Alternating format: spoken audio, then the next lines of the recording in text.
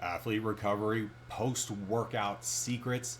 We are coming to you live. We are live streaming. Anything could happen. I've never seen anyone talk about this one unifying principle before. We are getting started right now.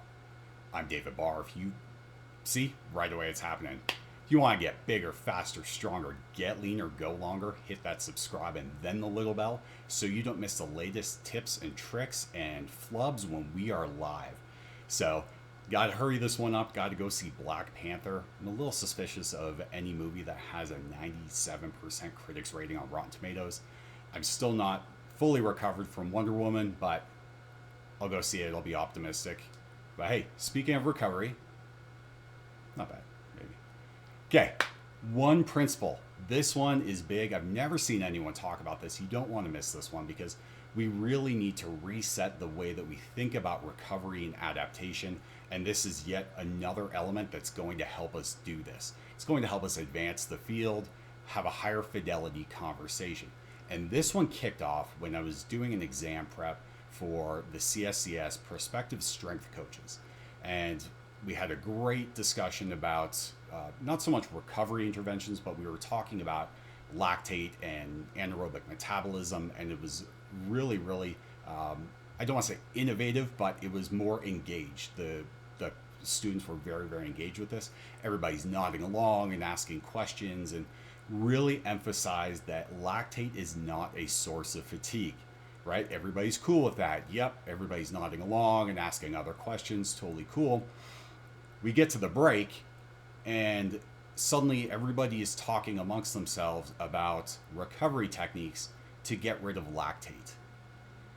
And I think I did a facepalm on this one. This was just terrible because that's on me, right? It's not their fault. That's on me as the instructor. I clearly didn't ensure that they understood what I was talking about. So we went through this talking about, again, why lactate is not a cause of fatigue. Some people can measure it for fatigue, but overall, it really got me thinking that we really have to clearly define what it is we're talking about when it comes to recovery. So real quick overview. If you want to check out the other videos in this series, I strongly recommend it. You don't need to do it before this one. This is going to be a unifying talk. It'll bring a lot of things together, but be sure to check the description afterwards. Get the full video series because it's really going to help you advance the way you apply your recovery interventions. So starting off, get this transition going. Beautiful. All right. So this is a Selye curve that we're using. This is how we're looking at recovery. This is our model of recovery.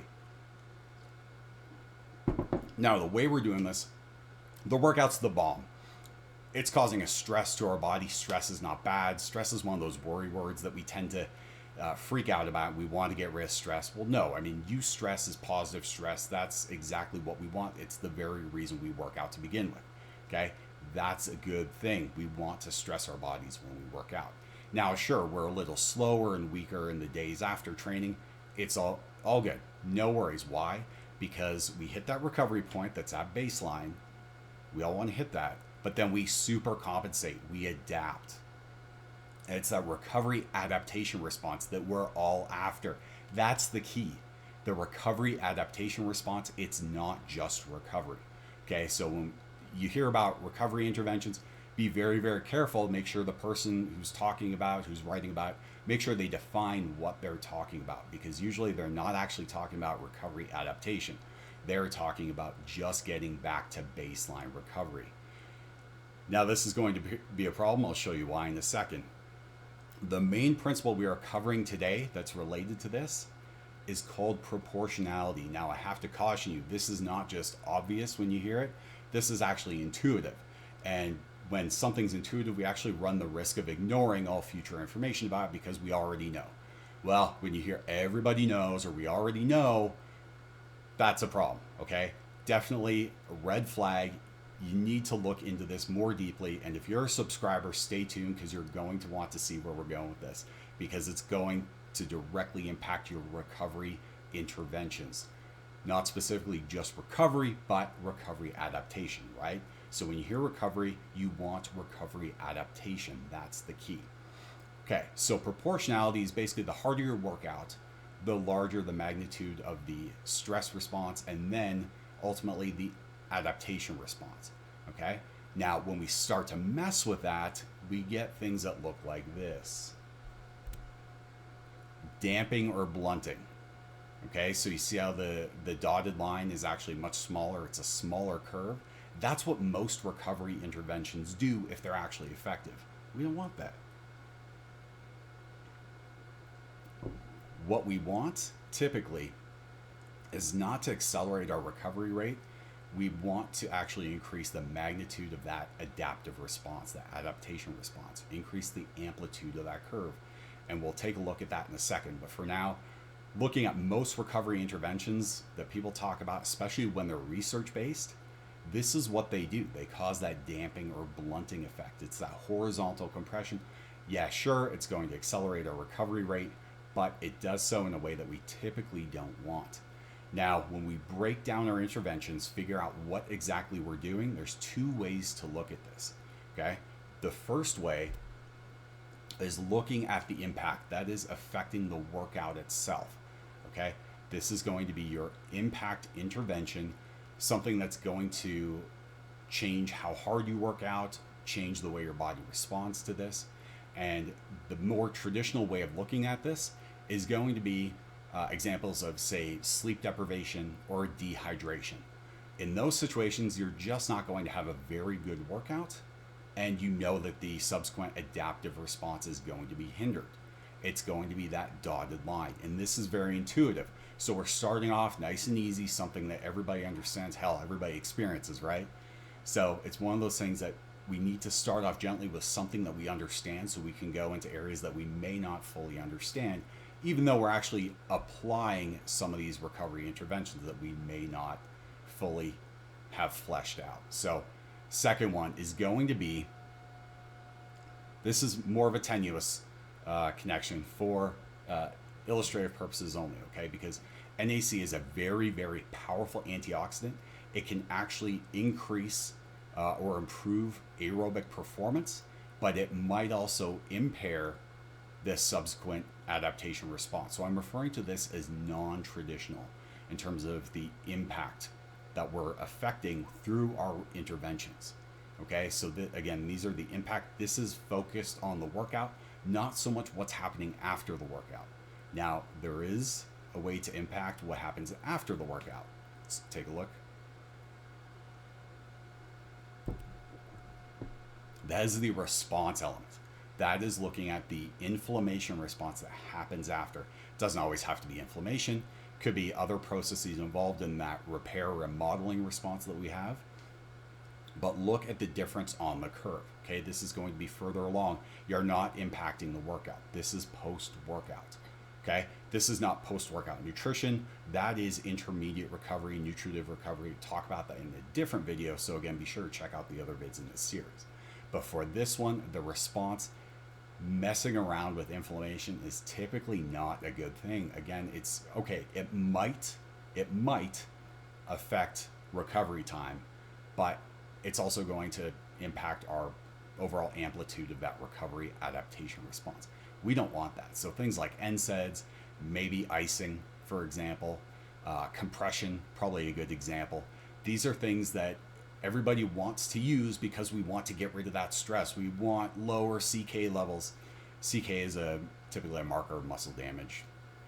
I'll go into that in other videos. But right now, the research typically is focused on this type of intervention, and it's going to be short-term adaptation. It's not a long-term adaptive response that we're after. Okay, so be careful if you're not looking to decrease the amplitude of your adaptive response. Now, what does the actual increase in that look like? Let's take a look. This is amplification, okay? Same curve, but now the dotted line, it goes deeper on the recovery part and then much higher on the adaptation response. And note the baseline. Yes, it's going to shift your recovery out a little bit. It's going to take a little longer, but for most people, that just doesn't matter. It doesn't matter. We're really after the adaptation response. In fact, shifting out your recovery a little bit is probably not a bad thing for most people. So This is amplification. This is what most people think that they're getting. Maybe a little compression, horizontal compression, blue shifting that I talked about in the previous episode.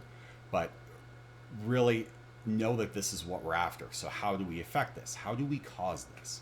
Well, again, focus on the impact to start. Focus on the workout. This comes back to proportionality, right? So the harder the workout, the bigger the insult, the bigger the stress on the body, positive stress, eustress, right? But it's also going to cause a proportional increase in the adaptation response. I keep wanting to say adaptive and adaptation at the same time. Don't try that at home. It doesn't work. Okay. So traditional way, I'm sure we've all done this. Many of us do this every workout, is have some kind of stim before a workout. So a pre-workout stim, caffeine based. Typically caffeine's really the main thing you need. Maybe some tyrosine at a higher dose that's in a kitchen sink supplement. Talk about that elsewhere. Right now, just note that this is what we're talking about for the impact. Something that's going to make it, cause us, allow us, that's the way to do it, allow us to work out harder, have a greater magnitude of insult, and then greater adaptation response. Okay? There are non-traditional interventions here, and we may actually be using this without actually knowing it. Okay. The way to do this, potentially, again, this is all potential, no dogma here, arachidonic acid supplementation. This is a fatty acid, typically something that a lot of people want to avoid for health reasons, but it could potentially be anabolic. The research seems to be equivocal on it. We need to figure out what's going on. But theoretically, what's happening is you consume this fat, causes a greater inflammation response, and that's actually going to cause the greater adaptation response. Now, contrast this with people who are trying to get rid of that inflammation, which again is often shooting ourselves in the foot. And you can see, just based on the graph, the impact that that is going to have. Greater adaptation, bigger, faster, stronger. That's what we're after, right? Now, there is some potential that this doesn't work. I would like to say that we could affect this with, say, anabolics, but anabolics are definitely a more complicated situation along with creatine, because those two interventions actually affect both the impact and the subsequent response. So they don't fit into either category that we're talking about today, but it is something that we could talk about in future episodes of this series. Right now, I just want to focus on the main categories. Okay, so we're talking about the impact for increasing that adaptation response. Now, I did want to go into very specific interventions. Next episode, I do want to talk about sleep. I do want to talk about, say, icing, heating, massage, that kind of thing.